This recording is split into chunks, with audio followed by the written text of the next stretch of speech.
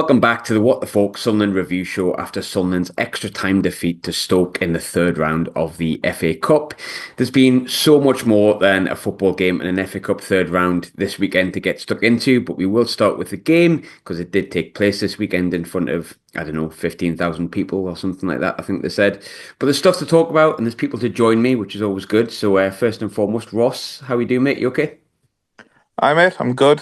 Probably could have done without wasting 120 minutes of my life watching that, but here we are. Like you say, bigger and better things to come. Yeah, absolutely. Peter, the same. Look, we're at the FA Cup. We'll get into whether that really affects our season and if it affects anything more than our mood a little bit this afternoon. But how are you feeling? You all right?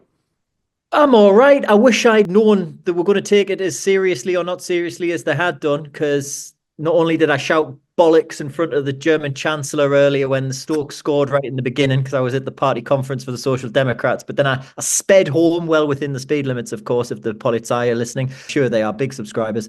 Sped home, got here just in time to sit down with hope and dreams and have them dashed because it's Sunderland. But I'll get over it. Fine. How's yourselves?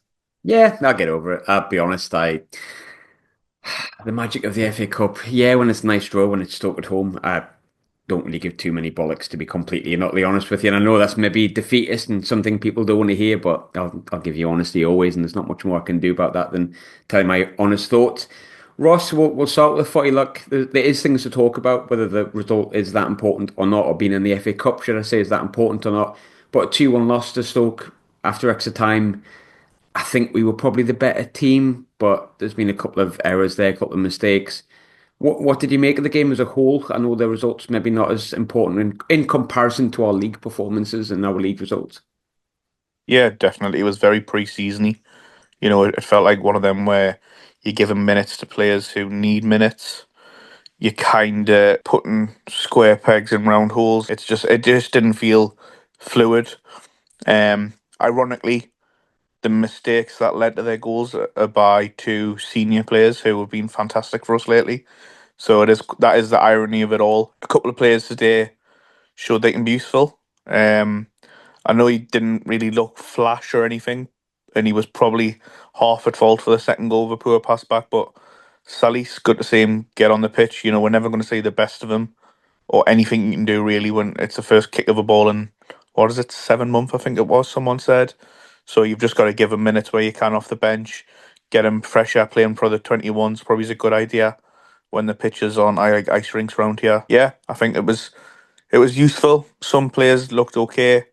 Some players showed why they're not ready or they never are going to be ready at this level, in my opinion. But also take into consideration we had plenty of chances.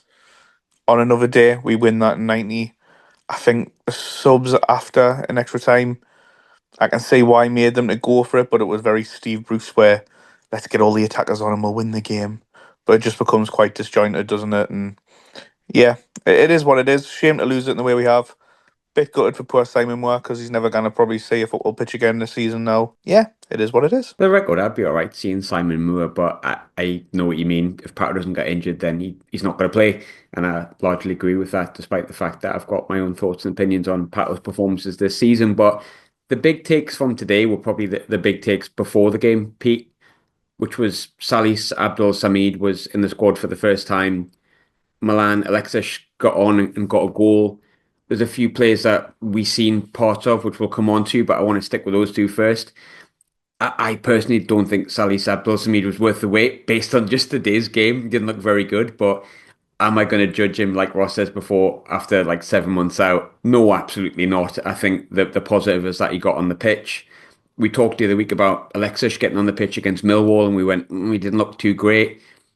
He looked really bright against Portsmouth, and he looked bright again today. So there is positives from both of those, despite the fact that Samid was probably not that impressive in terms of him playing. But it is good to see them both getting minutes after not much in the first half of the season, Pete. Absolutely, it's great to have the players coming back. I'm going to reserve any judgment on the SAS on the fellow whose name I can't get it right. I I trying. just keep saying Salis. I've just gone with Yeah, Salis. Salis. I'm going to reserve judgment on him for now. I wasn't impressed with anything I saw, but as we've said, he hasn't kicked the ball. Alexic, brilliant positive, great positive there. He's getting the goal. He's been putting himself in positions where he has a chance to do that for the last couple of weeks. It's great to see it come off when he's got the chance.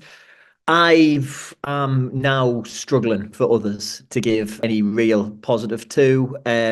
Yeah, there's a reason. I think it was Ross said it. There's a reason why these are fringe players, and some of them really look like that today. At the end of it, though, it's the FA Cup. And as much as I still will always preach the magic of the FA Cup, and they're never going to win it this year, I thought it would have been nice if they'd gotten through. Don't really deserve to go through on what I saw. They should have put it to bed in the second half. Didn't. I think we talk about the magic, the FA Cup and stuff like that. And I look back when I was a kid, and it definitely was. But that was when Sunderland were a struggling Division One team, and we got Spurs at home at Roker Park, and it was Klinsmann and all that. That's quite easy to have the magic of it. Unfortunately, for the positives or the negatives, depending on those who like really care about the FA Cup, don't really care about the FA Cup, or in between, the league takes priority for a lot of teams. I think the FA Cup is probably more exciting for a side in the middle of a Premier League table, or a team that are lower down and can get to like the fifth or sixth round, like I don't know, I'll pick a name out of the sky here, a Colchester. They're the real magic of the FA Cup. Like Salford going to Man City today, and Plymouth getting a win against Brentford, and the magic of the FA Cup is stuff like that. I think we could have won 8-0 today, and it would have been what it was. Ideally, we Oh, would have went. I still would have, if Sunderland had won comfortably, I still would have shrugged my shoulders this one and gone, all right, and Yeah, yeah, let's see what comes next. Then maybe I'll be bothered. But it's a shame to lose any game of football, particularly at home. like for example, the draw we got last year, while the result wasn't perfect, did it have magic to it because it was a big derby we hadn't had for 7 years? Yeah, but did I ever think about it being a part of the FA Cup? No, I just thought, I hate them, they hate us. This will be a game of football that is going to be packed. But I think ultimately the positives for me probably outweigh the negatives today, even though the performance wasn't great because of an injured player that we haven't seen whatsoever, that we've kept saying he's going to be back next week, got on the pitch, wasn't great in his performance. I think probably we should maybe almost half expect it, I guess, because the fact he's been out for that long. We saw some other players in the pitch as well, which I think, look, I'll go through them. The players that we saw extended parts of, Ross, we saw extended Harrison Jones, Aaron Conley, Leo Yelder, Simon Moore, Zach Johnson, Trey Ogunsui, and Nazi Rusin. I would say they're the players that we don't see over a long period of time. We have done today, whilst the young players, you don't want to make a decision on them just yet. Maybe some players that were there today sort of showed maybe why they haven't been playing. And by that, I mean, no offense to Aaron Conley. I think Aaron Conley didn't do much today. Simon Moore, we've seen a bit more of him. I would be comfortable with him in goal if Pato did get an injury, but had a part to play in the first goal. He should have just cleared it rather than passing it to O'Nien. Then O'Nien messes that up as well. Zach Johnson looked all right. I thought Harrison Jones looked all right. I thought, that was a positive, that the two young lads looked okay. Ogunsui got in some decent positions. I don't know what to make of Yelder, to be completely not honest with you, but did any of them make impressions for you, Ross? Because there was a lot of fringe players that we've seen, like I say, extended periods of time from, that have probably been gagging for this opportunity. Yeah, I think you could probably put Alexic in there. Like you say, I know we've always linked to him, but he's had two good appearances off the bench now, I think. So hopefully that's a good sign for his development. You mentioned the young lads, Johnson and Jones. You can tell they're not ready for championship football, but they've got potential. They need a loan. I mean, we've got to loan them out there. And then, of course, you mentioned Connolly, who, let's be honest, is he's not going to make it here in this system and the way we play. He's not physical enough. The disappointing thing for me today was how poor his pressing was. How many times we could tell players on the pitch were telling him press, telling him what to do. How sheesh constantly pointing, Dan Neil berating him. He's Let's be honest, we need a striker.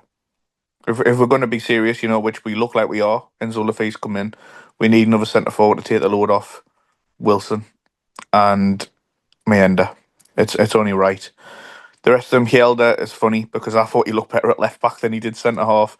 Yet when he played left back last season, he looked like a competition winner. So again, it's hard to judge off this one game against when, let's be honest, fair play to the 15,000 hardy souls who went, because it's fucking freezing out there. And also, the players, you could tell from the start how slow it was. I know it's easy to say, well, professionals, man, you know what I mean? But when we're in the league position that we are, we know we've got a chance of getting promoted. It's clearly the aim. Then it is hard for players to be up for a game like that. Stoke, to me, had a total different mentality because they're in a total different situation. They're probably going to stay up because there's four teams a lot worse than them. They've got a new manager, so you're looking to impress the new manager. There's probably some of them there as well, playing for the futures, because the way Stoke have played this season, they're looking to go out. So I just felt, other than a 25, 30-minute spell in the second half, their enthusiasm levels and tempo that they played the game with was so much better for us than us, sorry. And I can kind of see why, and I can kind of accept it in this one-off situation. Yeah, I think that's absolutely fair. Stoke are in a different situation. You can see by their Twitter accounts and stuff like that. The few that I've seen, there's a couple that I follow because of have them on the shows over the years, and they're really happy with it. It's a win for them. They haven't had many this season, and they've appointed, in my opinion, a really good manager that definitely seems to have the ability to beat us every time he comes up against us. I think Mark Robins is a really good manager. They need to start impressing him. They need to start putting a run of results together, which they have done, to be fair to them.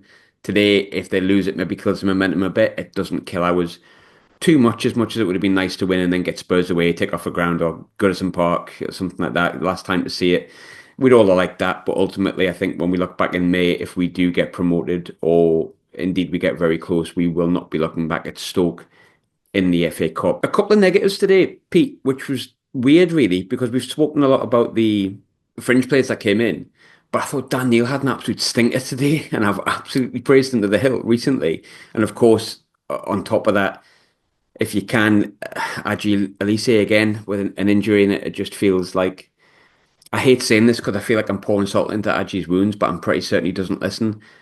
I can't remember, I'm sure he's had one, but I can't remember a bad performance from Aji Elise. The problem being that we only get about four out of him before he's out for months. Today's just pure bad luck. It looks like his ankle gets caught in the turf, and whilst there's no confirmation of that injury, and hopefully it's more impact and it's not as bad as we think, it just feels like Aji is made of whatever Jan Kirchhoff was made of. And unfortunately for us, because he's such a reliable and good player, that's another big negative alongside Daniel's. I mean, Daniel played like he wanted to be out the FA Cup today, let's be honest, and fair play. Fair enough. Okay, Dan, fair enough. You know the promotion is the most important thing, so I'll let you off, I guess. Oh, aye. Where to start with that? I mean, you said you don't want to be looking back at Stoke. The only way I want to be looking back at Stoke for a long time is in the rear view mirror of the Sunderland promotion bus as we head up to the Premier League. Well, performances, Aji Alicia, let's touch on him, start with him. I can guarantee you he doesn't listen because comes across as far too intelligent young man that he would be listening to this nonsense. It's heartbreaking for him. I've been trying to think since you mentioned it. I can't think of a time he's put in a performance where he's not been a solid 6.5, even a 7 at times. He's put in some fantastic performances as well, but his baseline is so good, and it's just so unfortunate we get so little of that baseline.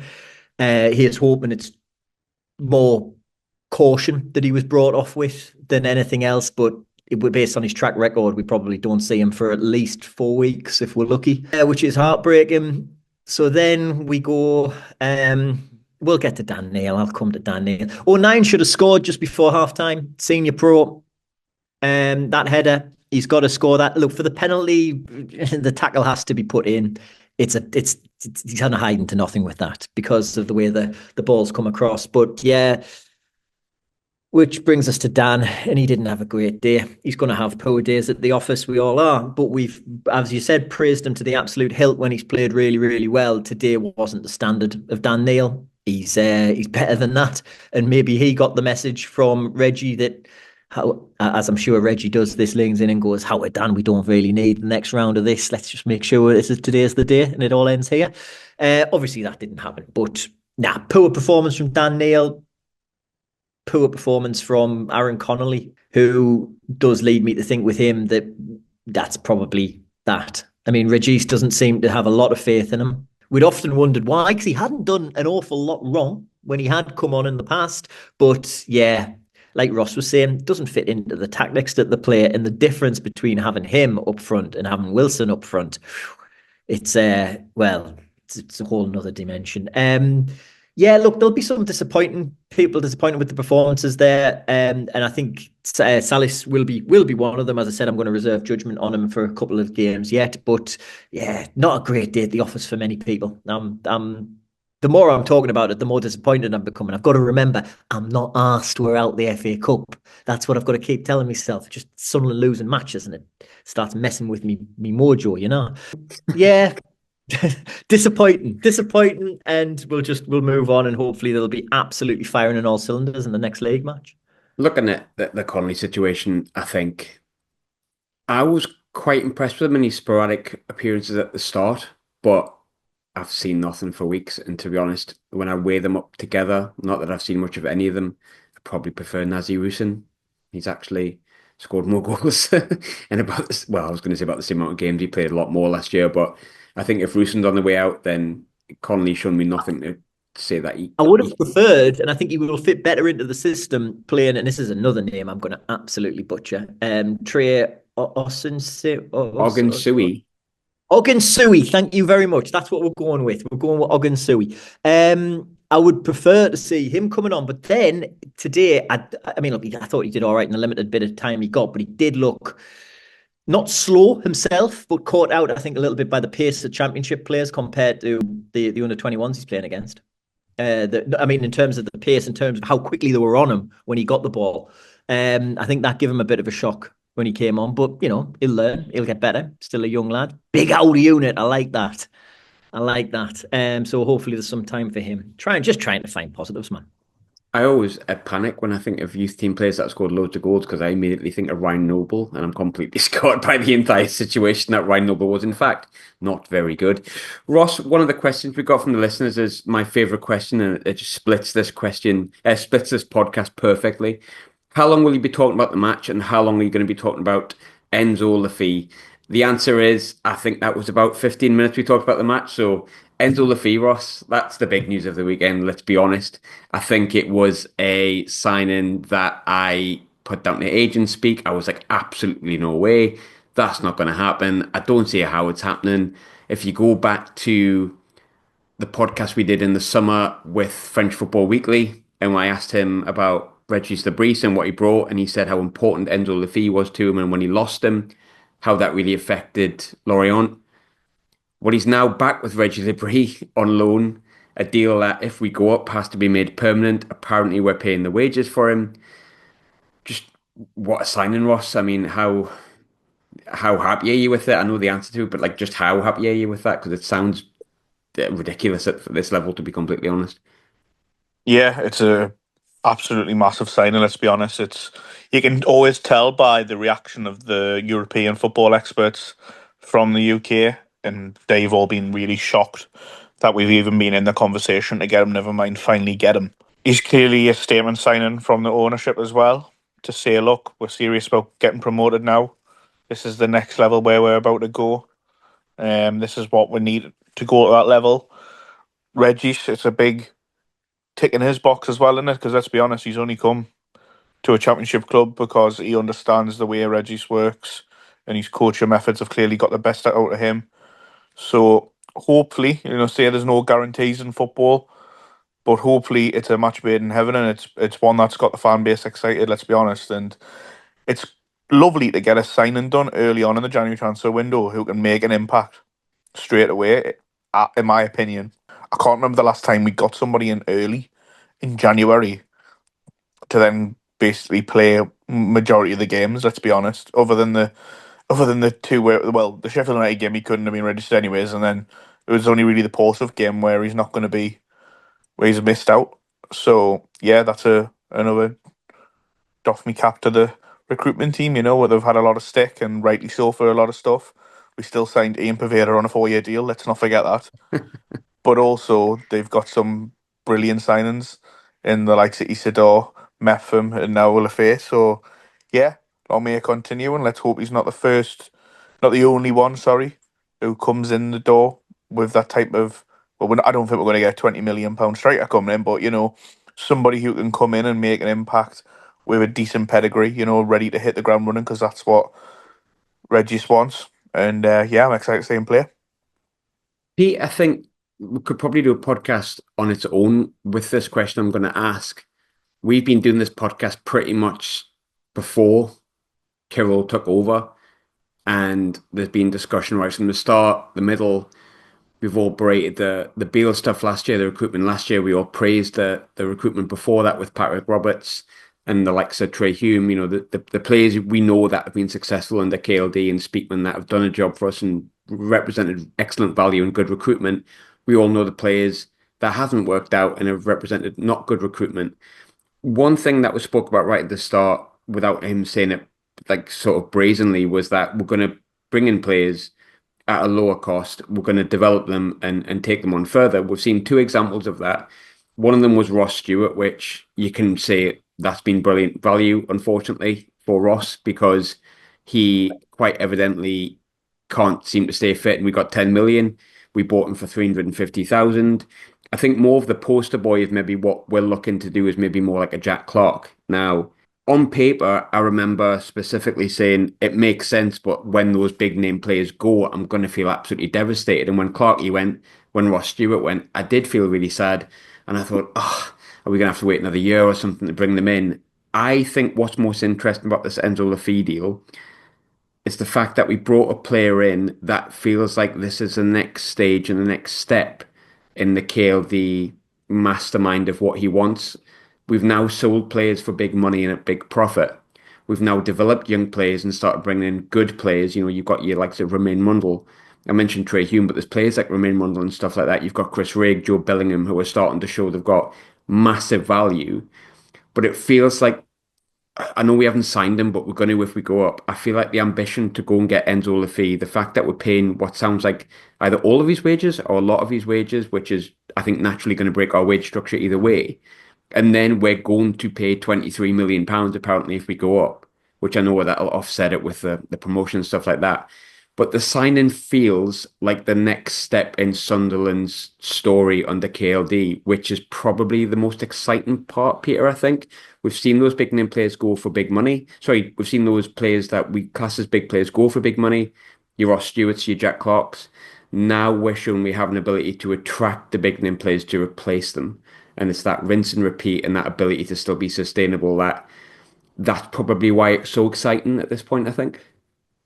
Yeah, absolutely. Well, look, what a time. Thank God we've moved on from that Stoke game. What a time to be a Sunderland fan. It's brilliant. I'm over the moon. It was one of those ones where, the news starts coming through and you go, nah, that's Ariel Ortega coming to Sunderland back in the 90s all over again. It's great to be linked with, but that this will be one we're talking about on the What the Falk podcast in 20 years' time about, do you remember who we were linked with? Then it starts coming into fruition. It's brilliant. We asked about is this the next step in the development? And I think it's a really smart way to sign this type of caliber of player. Because if Sunderland were to wait, if any team from the Championship waits until they get promoted into the Premier League, every team with a player to sell them knows how much money they've just getting. Now, I know it's based on whether we go up or not, but you've got to hedge a lot there to say, we will loan you this player, you pay all of their wages. If you go up, you buy them for this amount. We get to agree to something we're happy with. They get a fee. Basically, they're getting the money they paid for them back. Roma. I think it's a very smart way, very intelligent way for Sunderland or a club with Sunderland's ambition at the level Sunderland are currently playing at to attract this type of player. Do I hope we're going to continue doing this? Absolutely. And I'm very impressed by the way the club handled everything about that signature, apart from the scarf picture taken so long, like so long. I got up at 3 a.m. to make sure that had actually gone through, and I hadn't just dreamt it. It's a huge step for the club to be back in a position whereby they're buying players who are as well thought of as Enzo Le Fee, and I'm absolutely here for the whole thing. I think it's great. If at any point you've heard Pete maybe stumble on his words, the reason for that is Brad's joined. He's not going to be taking part, but he's in the bath. So, Ross, I'll just move on to you, not in the Yeah, bath. thanks for clarifying that, Graham. I was in mid thing, like reading at the same time as I'm talking, going, do I need to say something about this or not? Anyway, lovely Yeah, stuff. Cheers, Brad. in the bath. Ross, I'll ask the same question to you. There is times when you worry about Jack Clark going, Ross Stewart going, and there's been mistakes along the way. There's been a lot of pluses. I don't want to talk about just the mistakes that have been made, but that is the exciting part, is that we're at this point now where Enzo Le Fee's come in. It's the first time my editor, who's a massive fan of Liga and he watches a lot of it, he knew everything about Regis Lebris before he came and spoke to me about it, which he had his concerns, his pros, his cons. He texted me straight away and was like, surely not. Like, he's not going to go to the championship. And I was like, well, apparently he is. And then Romano tweets and you go, oh, well. And he was equally as shocked. But I think the biggest story for this is maybe not just what Enzo Le Fee can do and how big the signing is. It's the fact that Sunderland have naturally taken the progression to that next step, Ross. And I think, look, we've yearned for it for a while. I'm not going to say we haven't signed big name players before. Someone on Twitter mentioned last night about the time Stefan Schwartz come. He cost £4 million, but wow, you won't remember it, Ross, because you're on your bane. But when Stefan Schwartz came in, it was like, hang on a minute, Stefan Schwartz, World Cup player. Whoa. It was huge. It was absolutely massive to the point whereby I have no connection with Sweden. But yeah, I had a top. Yeah, you felt it was a big signing at the time, and it just felt like, I mean, there was a bit of a laugh yesterday when people were retweeting the McFadden signings and like all those like really underwhelming players that played for us, and everyone's having a laugh about that because you knew Le Fee was coming, and it was kind of a therapeutic thing. You were seeing these coming through, and I kept getting caught by every single one, Matthew Keelan, by the way. Every single one you tweeted kept me going, oh no, it's not. It's the guy who signed in League One. But in reference to the move, I've rambled a bit here. It does feel like someone have taken that next step, Ross, doesn't it? Yeah, it's a clear statement of intent, and it's also, in my opinion, a bit of recognition of how well Lebris has done. Say we were sitting outside the playoffs, this doesn't happen. We have to be in full contention for automatics for this to happen as well. Um, it also helps that I think quite clearly now we have a team full of a lot of sellable assets. So it also means that we're probably at the stage now where we're going to sell a lot higher than we have in the past. That also gives us a bit more wiggle room on bringing players in, even if it means, like, oh, we would never have paid. I'm sure this was the stumbling block on getting a few strikers in the past, paying a loan fee or paying the full wages, whereas we are now. And it just shows that progression, doesn't it? Where we're willing to take that risk because we're in a position where we're just so much stronger on the pitch, but also, like I say, we know if we don't go up this year, we know we're going to be all right still. Either selling players or getting players in with the financial side of things. I think that makes a massive difference. And for all I have had doubts, he's obviously made massive mistakes. Speakman and Kirill Louis Dreyfus and Stuart Harvey all need massive credit for how they've turned us around from an aging squad with zero assets. Let's be honest, we didn't make a penny on anybody in League One. We just hemorrhaged millions and millions, just like we did years ago in the past in the Championship and in the Premier League. And they've managed within, I think, is it 4 years now since he took over? Four and a bit years. You look at the squad, it's a young, thriving squad. We have actually added experience in this year, which is a tick. Eventually, it took 4 years, but we got there. And we now also have a striker, which took 4 years, but we got there. So if we add another one, then we'll be all right. Ross Stewart was all right. That was only 2 and a bit years ago. I know he's I injured, don't but think I don't think he was initially on. Sure, Lee Johnson said that he was one that was recommended to him. Okay, he was bought under the regime, however, wasn't one selected by the regime. I'm not So giving I'll it give him a Lee hot. Johnson. He's not getting it. Sorry. Even if that's factual, he's not getting it. I've changed my mind. Speakman's getting that one. Fair play. One in the yes column for Christian Speakman, which he's got a fair few. But I think you're right there with credit and Regis Lebris. I think the credit to the job he's done. There's been times in that seven, I think was it 7 games or something where we couldn't win a game, but we were drawn a lot. And then, the defeat at Stoke the other week in the league was a bit gutting and we were like, oh. But I think when you sit down and look at the half season that we've had under Lebris, the 6, 7 month, it's been fantastic. We barely really lose a game. I know we're talking about losing a game in a podcast, but it is what it is. I mean, in the league, we barely really lose a game. We're in most of the games. Is things perfect 100%? Absolutely not. But I think Enzo Le Fee, or a player of his caliber, isn't purchased in a loan or in any other way if we're not in the position that we are and we haven't seen the progress we have be so rapid this season. Pardon me. And then on top of that, he also doesn't come in for it. He hasn't done a good enough job, as good as a job as he's done to get us where we're at. So I think as a whole, it's great to see that we can now attract players like that. Do we know why Roma are getting shot of him? Because as I said, I've not watched any Italian league this year. So they've had 3 managers this year. Ranieri's the manager at the moment, and basically the guy who signed him was 2 managers ago. From what it looks like, Ranieri doesn't really fancy him. He's only played, I think, 10 appearances this season. And I think it just, from what I was reading from a lot of fans who watch a lot of Serie A, which I haven't watched a great deal of, to be honest, like my Enzo Le Fee knowledge is sporadic League One games when he always looked good. And I'm talking a few years ago. I can't comment too much on what he's like as it stands at the moment. I mean, the videos on YouTube look great. I've seen some lovely stuff, but we've done that before. Lorik Son all over again, isn't it? But with a slightly different skill set. But he basically has just had 3 different managers, and Roma's had a really difficult season, and I think he's basically part of the casualties there. One of the players that unfortunately hasn't really worked out for him, but they paid 20 odd million from him, and Rennes paid a decent whack before that as well.